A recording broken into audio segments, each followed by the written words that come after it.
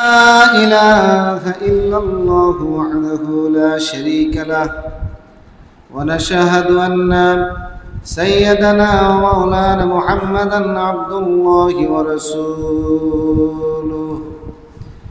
الذي أرسله بالحق بشيرا ونذيرا وداعيا إلى الله بإذنه وسراجا منيرا. فقد قال الله تعالى في كلامه المجيد والفرقان الحميد: أعوذ بالله من الشيطان الرجيم. بسم الله الرحمن الرحيم. إن أكرمكم عند الله أتقاكم. وقال النبي صلى الله عليه وسلم: إنك لعلى خلق عظيم. وقال تعالى في آية أخرى: وفي محبة حبيبه صلى الله عليه وسلم: إن الله وملائكته يصلون على النبي يا أيها الذين آمنوا صلوا عليه وسلموا تسليما.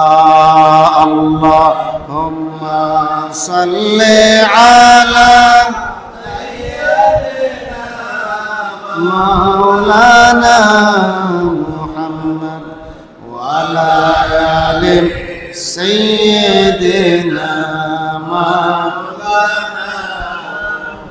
একসাথে মোহব্বতের সাথে আল্লাহুম্মা সাল্লি আলা মাওলানা মুহাম্মদ ওয়া আলা আলি সাইয়্যিদিনা মাওলানা। হুয়াল হাবিবুল্লাযী তুরজা শাফাআতুহু بكل حول من الأحوال مقتحمي. بلغ العلا بكماله كشف الدجى بجماله حسنت جميع خصاله. صلوا عليه سلموا يا قوم بل صلوا على صدر الأمين مصطفى ما جاء إلا رحمة للعالمين. أما بعد. উপস্থিত মুসল্লিনে کرام মুরব্বিয়ানে আযম দিনদার কলমাকে মুসলমান, আসসালামু আলাইকুম ওয়া রাহমাতুল্লাহি ওয়া বারাকাতুহু। ওয়া আলাইকুম আসসালাম। আপনারা সবাই কেমন আছেন? আলহামদুলিল্লাহ আলহামদুলিল্লাহ। আল্লাহ পাক আমাদের প্রত্যেককে সুস্থ এবং ভালো রাখুক, সবাই বলে আমিন। যেহেতু সময় কম থাকে, আজকে লম্বা একটা বিষয়ে কথা বলতে হবে। আজকে আমরা যে বিষয় নিয়ে কথা বলবো সে বিষয়টি হচ্ছে সামাজিক এবং নৈতিক অবক্ষয় দূরকরণে আল কোরআনের নির্দেশনা। পবিত্র কোরআন কি বলছে? আমাদের আজকে সমাজ অবক্ষয়ের মধ্যে পড়ে গেছে। আমাদের যুব সমাজের চরিত্র নষ্ট হয়ে গিয়েছে। সমাজে আজকে সব রকমের জেনা, ব্যভিচার, হত্যা, খুন, দর্শন, ইফটিজিং, সুদ, ঘুষ, বিভিন্ন পাপাচারে আমরা লিপ্ত হয়ে গেছি, ঠিক কিনা? আজকে যুবকরা, বিশেষ করে আমাদের তরুণ যারা, তারা আজকে পাপের মধ্যে লিপ্ত হয়ে যাচ্ছে। তারা বিভিন্ন মাদকাসক্তির মধ্যে লিপ্ত আছে। আজ সমাজে শান্তি নাই, সংসারে শান্তি নাই। ছেলে কথা শুনে না, মেয়ে কথা শুনে না, আমাদের মুরব্বীদেরকে সম্মান দেয় না, মুরব্বীরা ছোটদেরকে স্নেহ করে না, ঠিক না?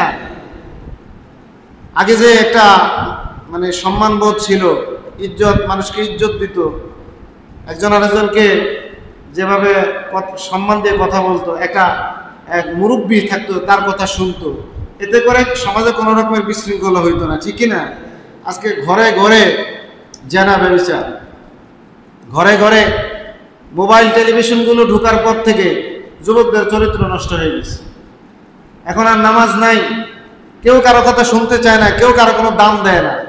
জিজ্ঞাসা করলে আপনার সমস্যা কি, ঠিক কিনা? আমার জবাব আমি দেবো, আপনার কি? এই যে এইগুলো চলছে, এটা আমাদের জন্য একটা অশনি সংকেত,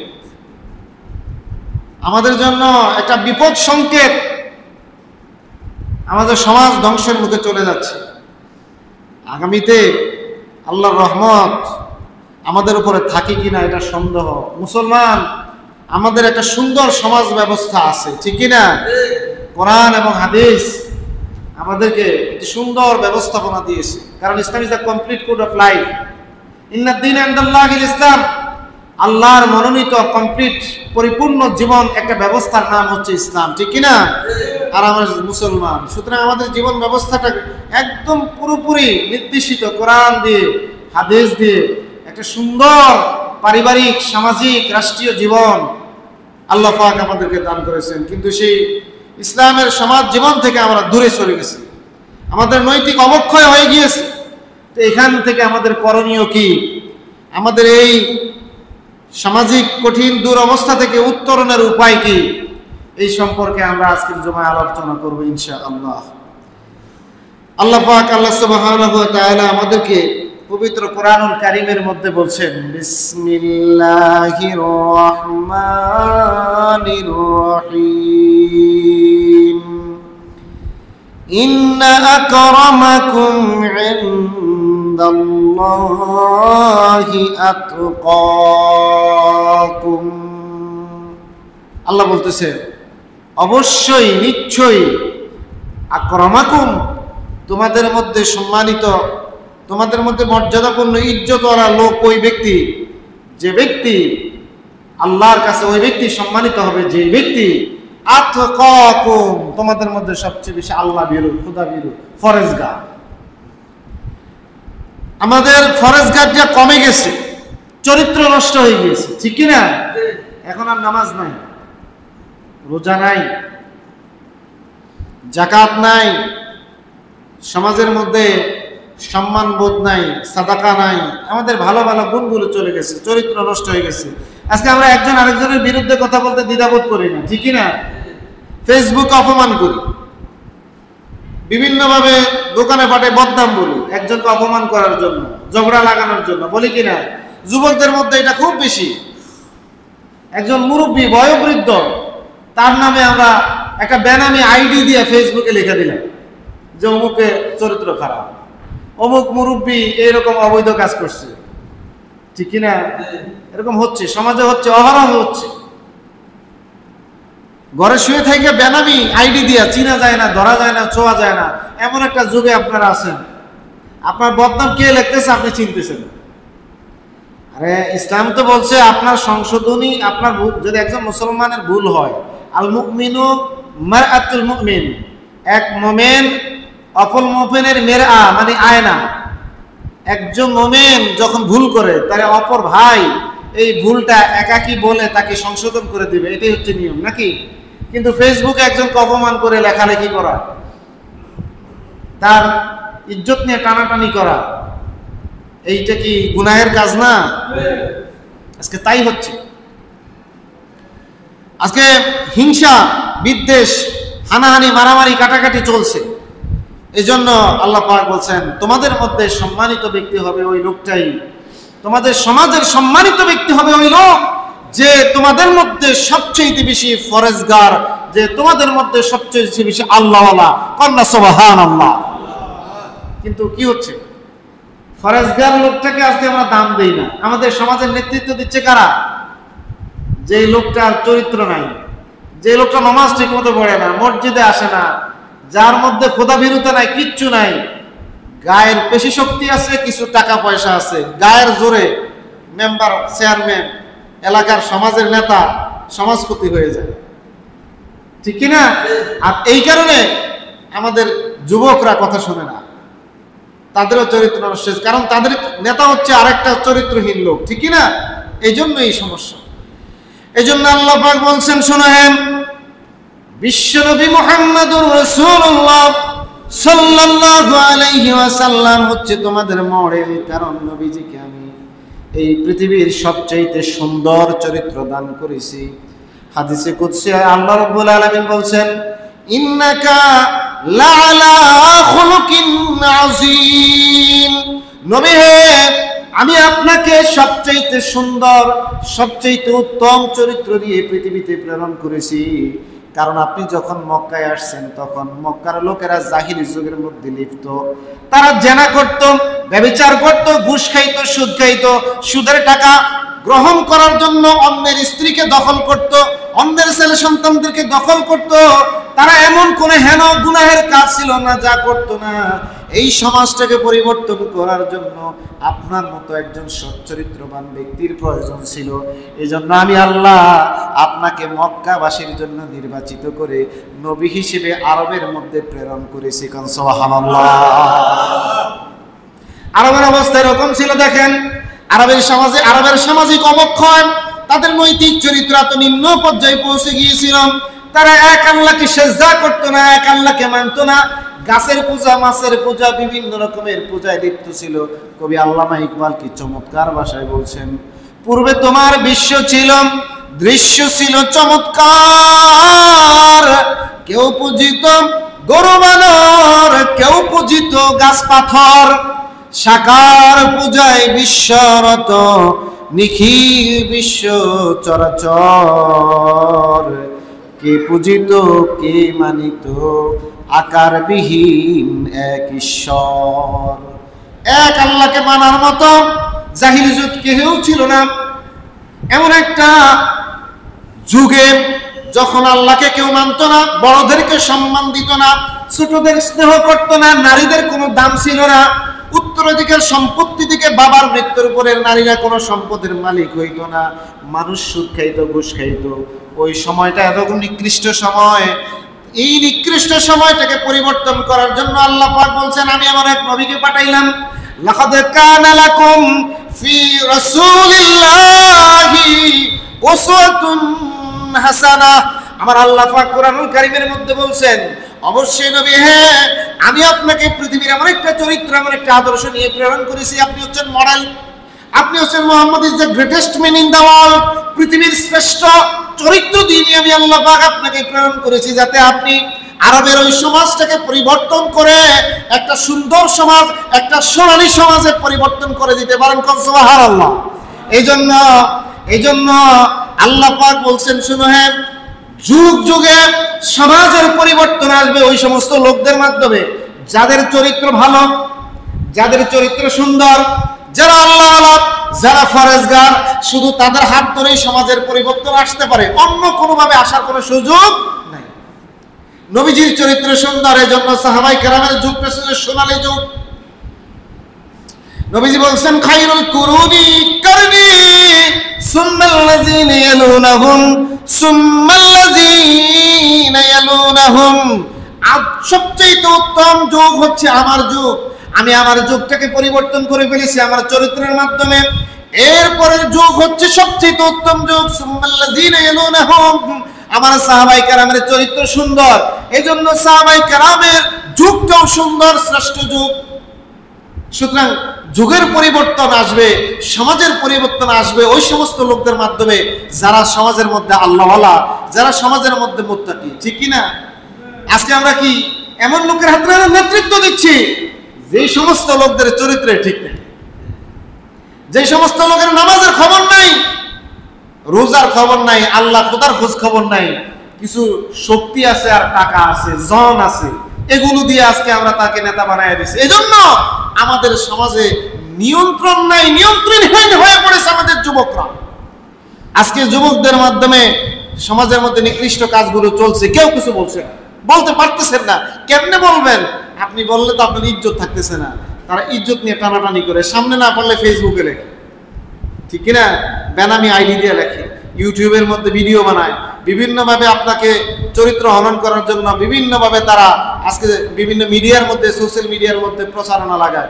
আপনি ভালো কথা বলছেন, ডাক দিছেন, আপনি তাকে বলছেন এই সমাজে, আমার সমাজে অন্তত এই সমস্ত নিকৃষ্ট কাজ, যৌন হয়রানি, শিশু দর্শন, নারীদের প্রতি বেগানা নারীর সাথে মেলামেশা, এগুলো আমরা মেনে নিব না। আপনি ভালো কথা কেন বলছেন? আপনি কেন তাকে নামাজের জন্য ডাকছেন? এই জন্য তারা পিছনে বেনামি আইডি দিয়ে আপনার বিরুদ্ধে লেখা শুরু করছে। এরকম আছে না নাই? হচ্ছে, সমাজে হচ্ছে। বাবাজিরা আমার, বন্ধুরা আমার, এই জন্য এই সমাজটাকে পরিবর্তন করতে হবে। আমাদের এই সমাজটাকে সোনালী সমাজে পরিণত করা লাগবে। ওই সময় সোনালী সমাজ হবে যখন আমাদের চরিত্রগুলো কোরআন এবং হাদিসের আলোকে আমাদের চরিত্র আমরা গঠন করতে পারবো, প্রিয় নবীজিকে আমাদের আদর্শ হিসেবে গ্রহণ করব।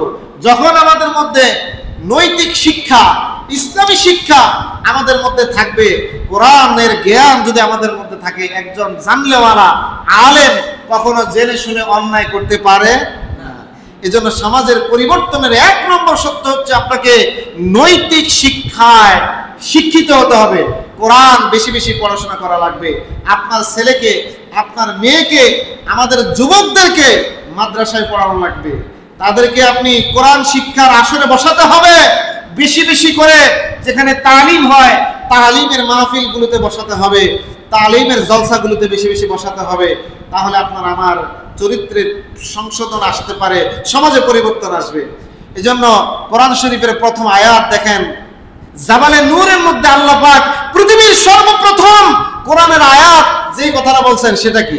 সূরা আলাকের প্রথম আয়াত আল্লাহ বলছেন, বিসমিল্লাহির রাহমানির রহিম, ইকরা বিসমি রাব্বিকাল্লাযী খালাক, খালাকাল ইনসানা মিন আলাক, ইকরা রাব্বুকাল আকরাম আল্লাযী আল্লামা বিল কলম, আল্লামাল ইনসানা মা লাম ইয়ালাম।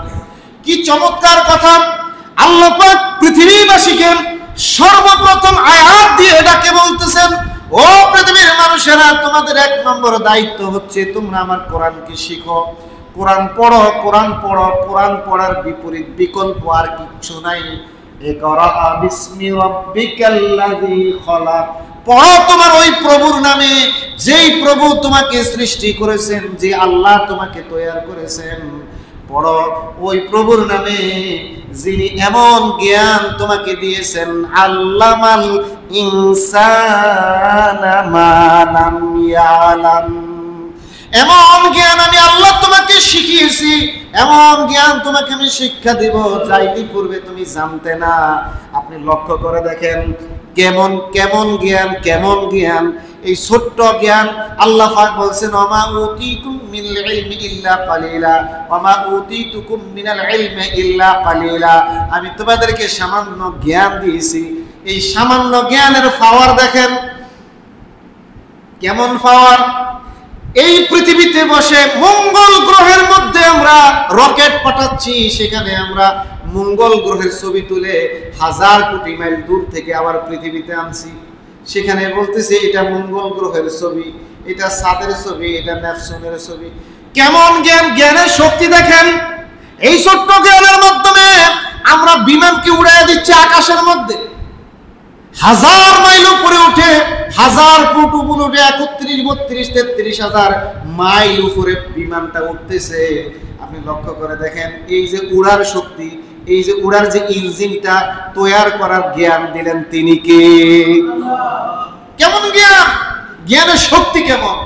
আজকে সুদূর সেই আমেরিকার তথ্যগুলো আপনি এই রায়পুরের মতো বাংলাদেশের একটা ছোট্ট জায়গা, রায়পুরের ছোট্ট একটা ঘরের মধ্যে, মোবাইলের মধ্যে আপনি সার্চ দিয়ে দেখতেছেন এখন আমেরিকার কি হচ্ছে, আমেরিকার প্রেসিডেন্ট আজকে কি বলছে, ওর ভিডিও লাইভ টেলিকাস্ট আপনি কোথায় দেখতেছেন?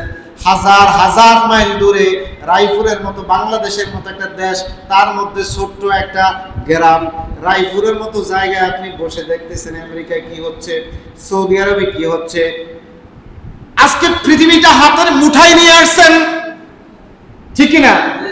এইটা কিসের শক্তি? Knowledge is power. এই শক্তির অর্থাৎ জ্ঞানের শক্তি দ্বারাই আপনি আজকে এখানে নিয়ে আসছেন। এই জন্য মনে রাখবেন, যে জাতি যত শিক্ষিত সেই জাতি তত উন্নত, সেই জাতি তত শিক্ষিত, সেই জাতির চরিত্র তত ভালো, সেই জাতি তত বেশি আগায়া যাইতে পারে। ঠিক কিনা? পৃথিবীর মধ্যে শ্রেষ্ঠ মানুষ ছিল মুসলমানেরা, কারণ পৃথিবীতে বিশ্বনবী মুহাম্মদুর রাসূলুল্লাহ সর্বপ্রথম জ্ঞানের কথা বলেছেন, ইসলামের কথা বলেছেন, পড়ার কথা বলেছেন। ইসলামের প্রথম কথাই হচ্ছে পড়ো তুমি তোমার প্রভুর নামে।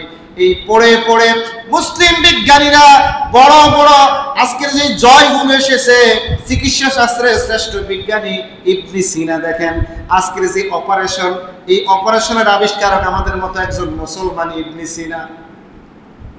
আমরা মুসলমান, আর আগের ওরাও মুসলমান।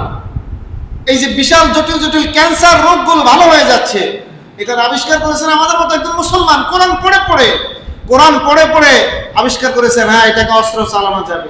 আজকের এই প্লেনের, এই ট্রেনের, এই কম্পিউটার, এই ইন্টারনেটের আবিষ্কার, এটা পড়েই কিন্তু এটা একটা শক্তি।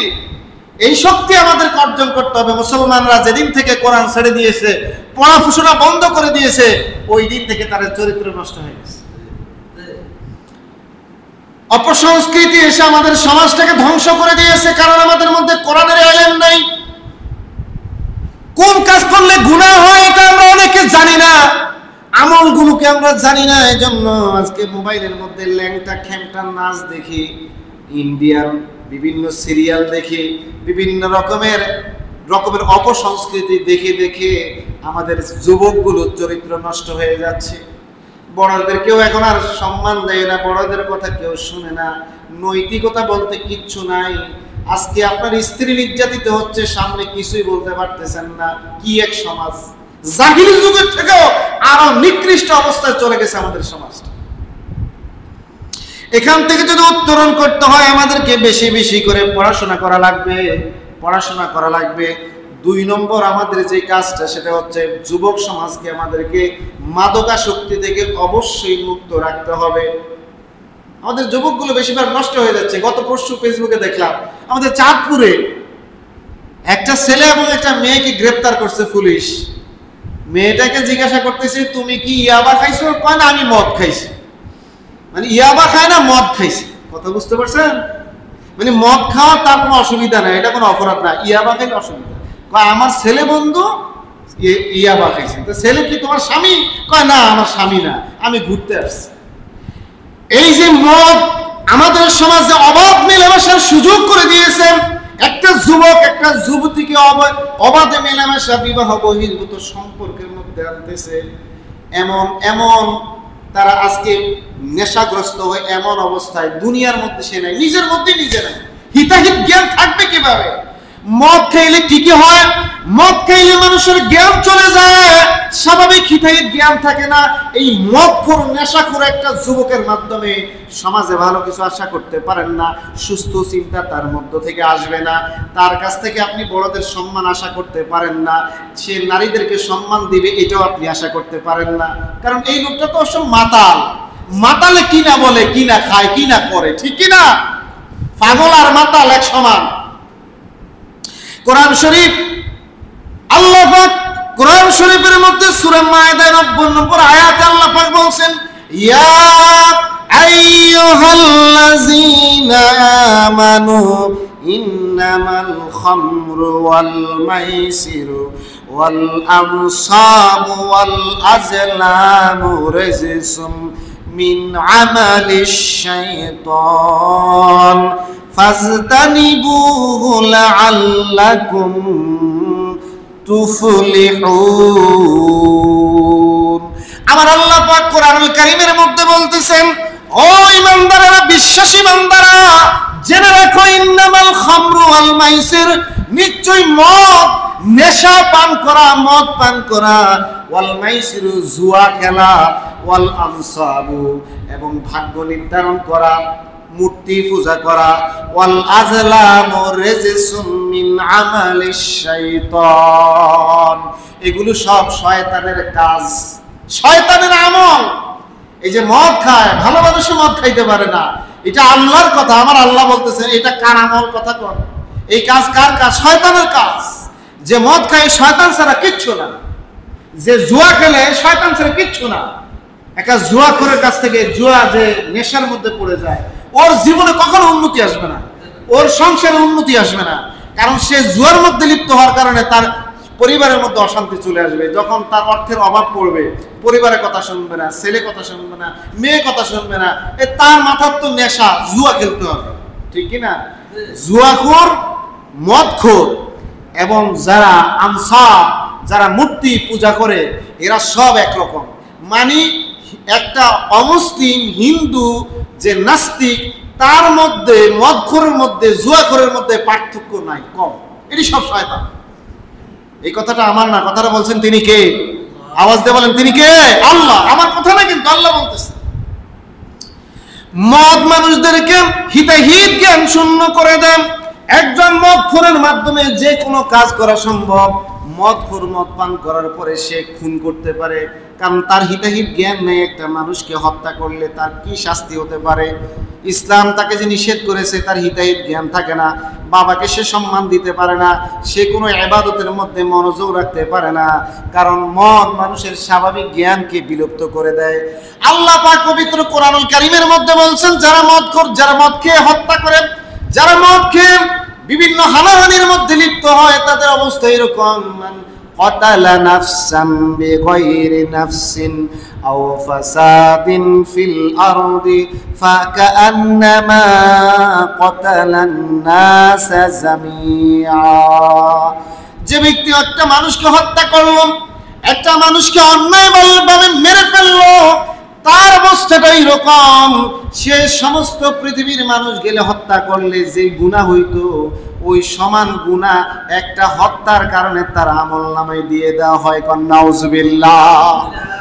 একজন হত্যাকারী কখনোই জান্নাতে যেতে পারবে না, কারণ একটা মানুষকে অন্যায়ভাবে হত্যা করা মানে সারা পৃথিবীর সবগুলো মানুষকে হত্যা করার সমান গুনাহ তার আমলনামায় চলে আসছে। সে কি জান্নাতে যেতে পারে?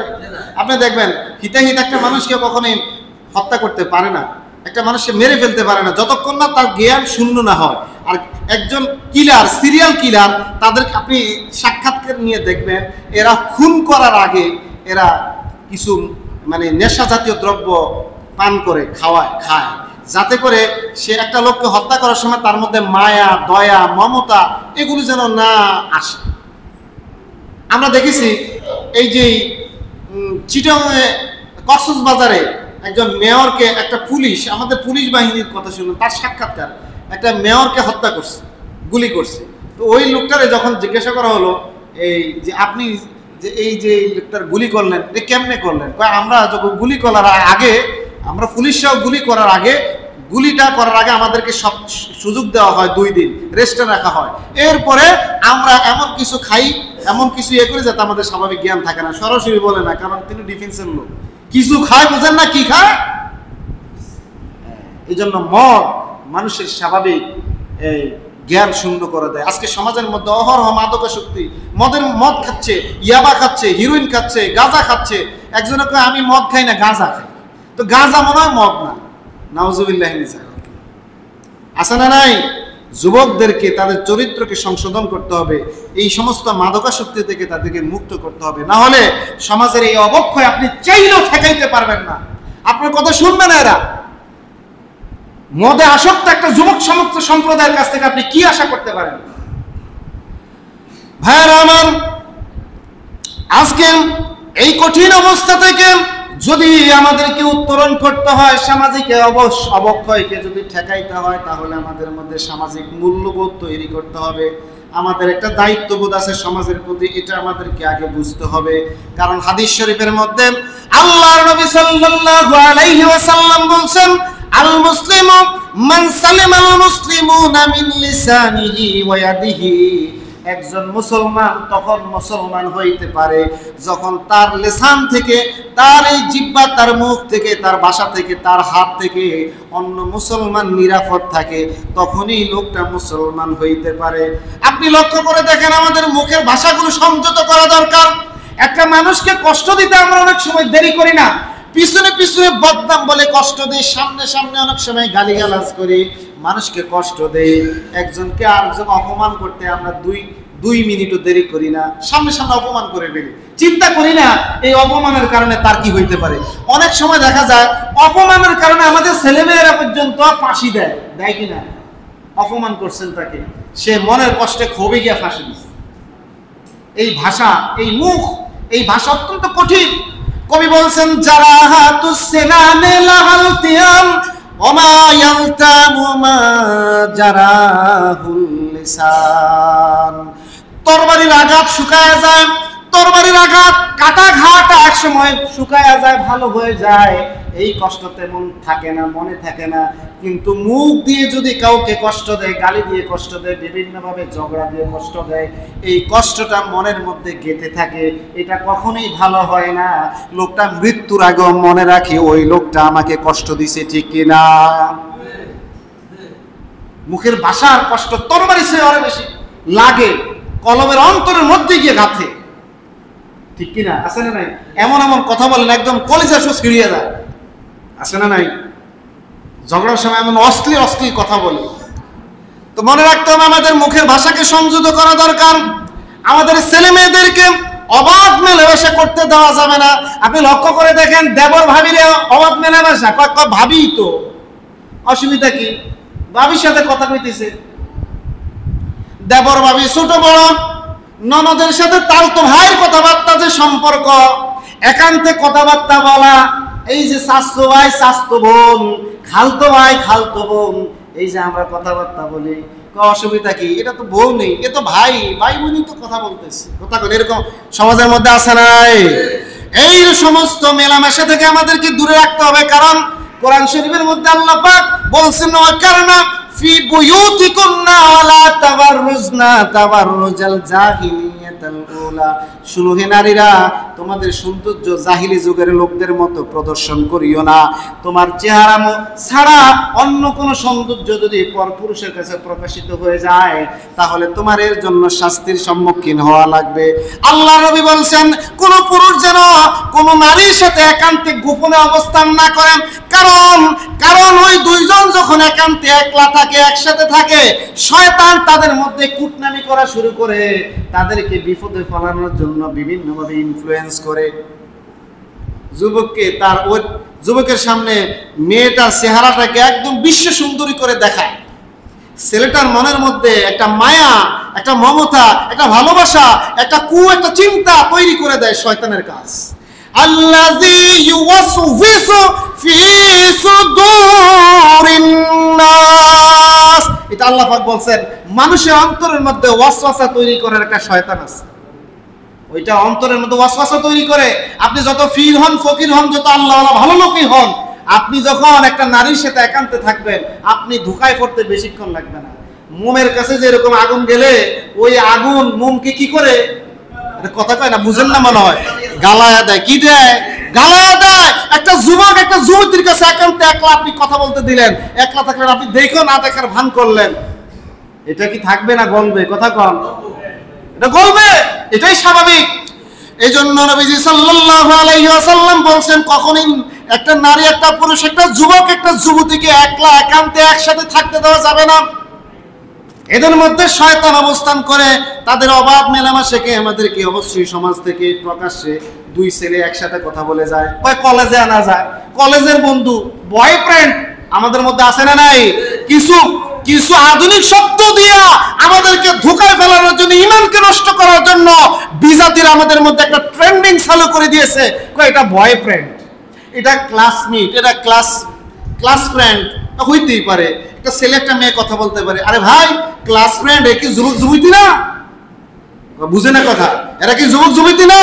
তা আপনার মেয়েটাকে আপনি কলেজে পাঠাচ্ছেন, আপনি খেয়াল করবেন না সে কোন ছেলের সাথে যায়, কোথায় বসে?